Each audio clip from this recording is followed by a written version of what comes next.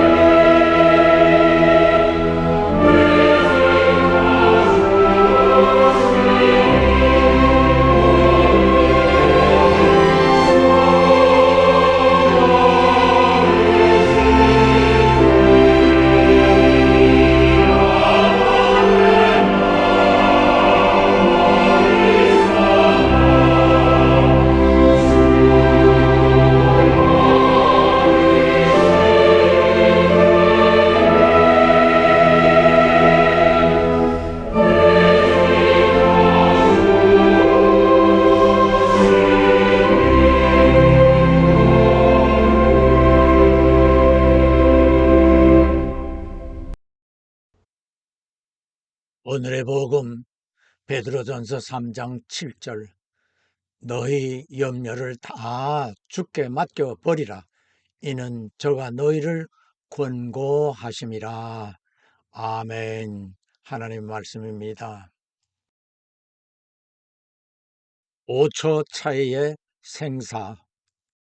앞에서 보신 사진들은 찰나의 위기에서 어린아이를 구하는 장면입니다.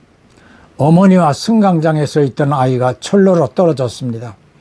열차가 들어오고 있는 위기의 순간에 영무원이 철로로 뛰어내려 아이를 승강장으로 들어던지고 자신도 뛰어올라 가까스로 참사를 모면하였습니다.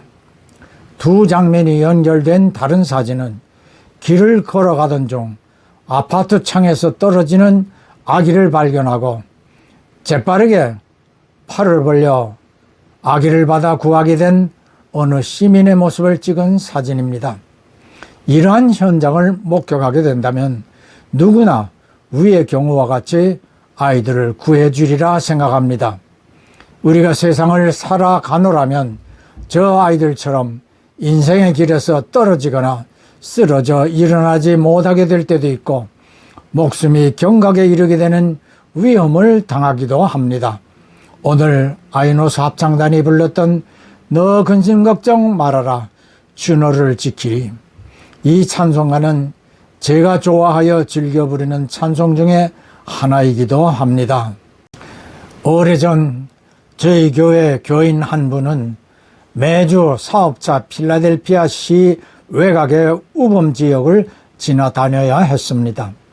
이곳은 지금도 많은 노숙자들이 길가에 자리 잡고 있는가 하면 마약에 취해 비틀거리며 주변을 서성거리는 중독자들이 많이 있습니다. 이분에게 제가 조언을 해주기를 그곳을 지나갈 때면 이 찬송을 부르라고 하였습니다.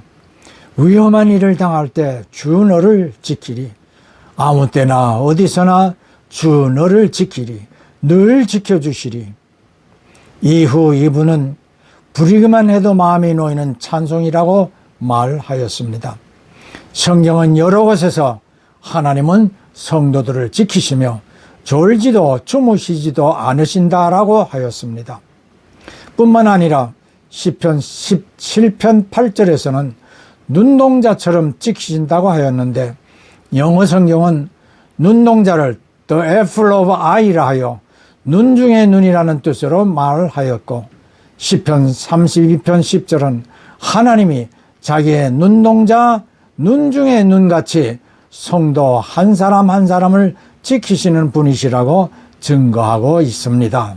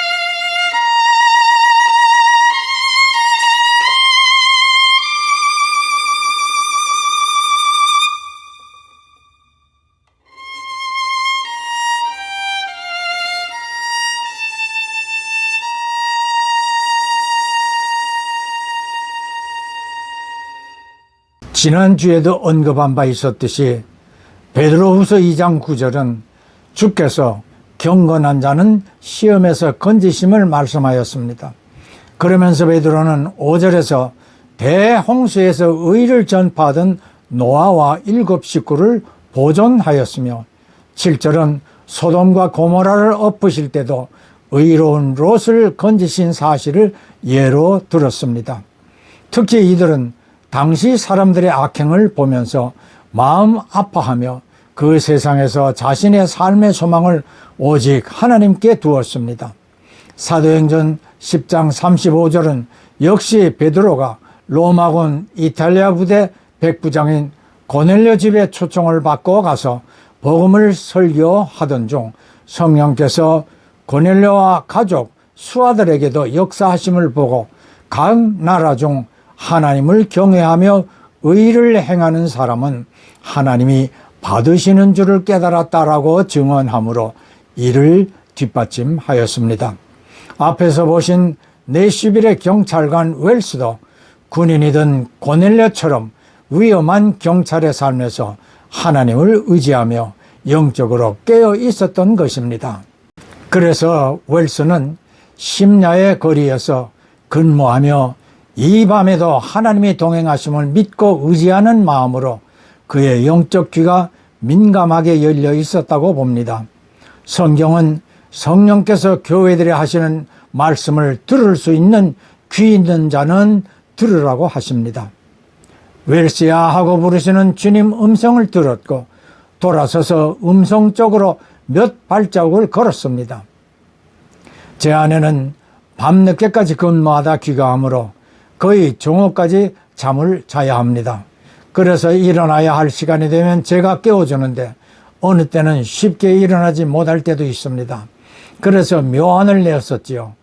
어느 시간에 주님이 공중에 오시어 나팔 소리가 전 세계에 울려 퍼지고 천사들이 우리 이름을 부르는 순간 즉시 일어나 예라고 대답하지 못한다면 찰나인 순간의 휴거 기회를 놓칠 수 있게 될 수도 있으니 내가 일어나라고 깨울 때 즉시 일어나는 훈련을 하라 권고를 해 주었습니다.